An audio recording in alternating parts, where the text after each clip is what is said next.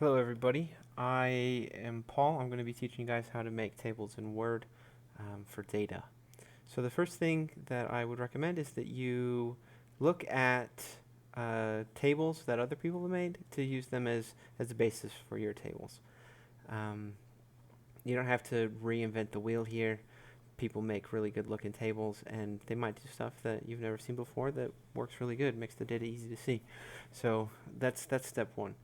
Um, you can find tables like this for whatever it is that you're looking at if you just Google search like the independent variables and the dependent variable and then data table. So for example, school performance and depression, um, data tables. And you go into the images section and there's heaps. There's plenty to look at. Some of them good, some of them bad. So table designing isn't it's an art. It's not follow all these steps and include all these sections. You definitely need to have a couple of things, titles. You need to have numbers and percentages. Understanding the descriptives of the population is super important. But how you put it in, what comes first, how it's organized, all that's pretty much up to you. So first things first, you want to come over here to the Insert tab. You want to insert a table. When you do that, this whole thing will appear to tell you how big of a table you want. I recommend just kind of counting how many cells it is that you're going to need and just starting from there. It's not permanent, so you can edit, you can make the table bigger or smaller um, as you go. So let's see. It looks like here I'm going to need 1, 2, 3, 4, 5, 6, 7, 8, 9 sections across, and 9 by 4 looks fine. So when you make a new table, all the boxes are filled out like a Excel spreadsheet. What you want to do, it's an ugly table. I don't recommend keeping it like that. So you want to do something like this. Take them all off. I like working right here with the grid lines. So if you click on the table, you'll notice these sections come up here, design and layout. If you're not on the table, those sections disappear. Design is kind of where I do most of my work and where you'll end up doing most of your work here. So if you go to borders, you can turn on viewing the grid lines or not seeing the grid lines. So over here, this table actually, if you're going to look at the grid lines, looks like this. When you go to print it out or present it, the table will look like this. Okay? So step one, work with the grid lines. Step two, so if you select all the cells that you want to merge together and right click, you can go here and merge the cells. It's a good way to set up the title of your table here. So are Americans immigrants good for the American economy? Good place to start. This section needs to say strongly agree,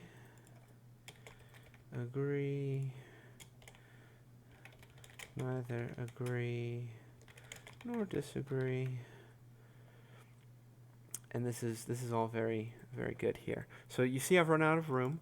If you right click again, you can go to insert and you can insert below.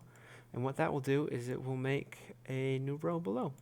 You can do this a couple times because I'm going to need a few. This one has to be disagree and this one has to be strongly disagree. Okay, you can change the size of your table by clicking on this square really.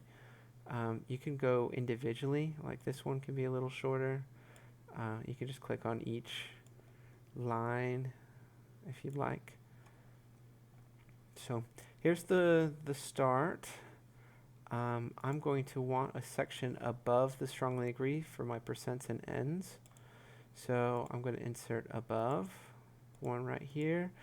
And actually, I think I'll need two so that I can have this one to say what class the person's in. You can push tab to quickly shift back and forth to the next cell. So if I push tab, it'll just constantly move to the right. If I push shift and tab at the same time, it will move backwards. So you can go through tables quite fast like that. This one needs to say working class, middle class, upper class. I'm going to merge these two together. The reason that I even put these extra ones in the first place is because I do want a section under the what class the person is in to put in the ends and percents. Okay. So there's all those. Let's talk about how to put these good looking lines in there. So you'll take, you'll select the entirety of the box that you're looking for, and you'll go to borders. And I want a border on the top, and I also know from experience that I like borders on the bottom for my title. I know that I'm going to want borders under this section right here, so that it makes a nice kind of box to keep all the non-data out. I'll tighten up those boxes right here so it feels like everything's kind of tucked away, and we can just go. This section, we might want a little more space here. What I recommend doing here is actually not grabbing this one, but grabbing this line and stretching it out to as far as you need to go. And you can tidy it up a little bit. Okay, yeah, that looks fine. You just, yeah, like this. Sure.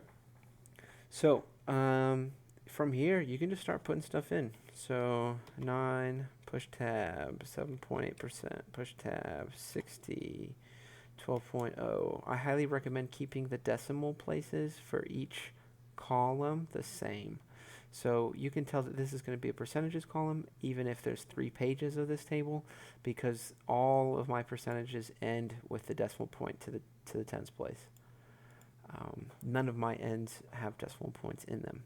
Very helpful to kind of differentiate at a glance what's going on. Okay. So, yeah, and you can just fill this out. If you want a section for, to total up all the percentages in each column, you can put that. If you want one under that for notes and you want it to be much bigger, you can just do it. So you can put the borders where it is that you want it to be. Kind of putting a line above the total section makes a lot of sense. Putting another line at the top of the notes sometimes makes a lot of sense. It all depends on what it is that you want. So that's all I've got to say about that.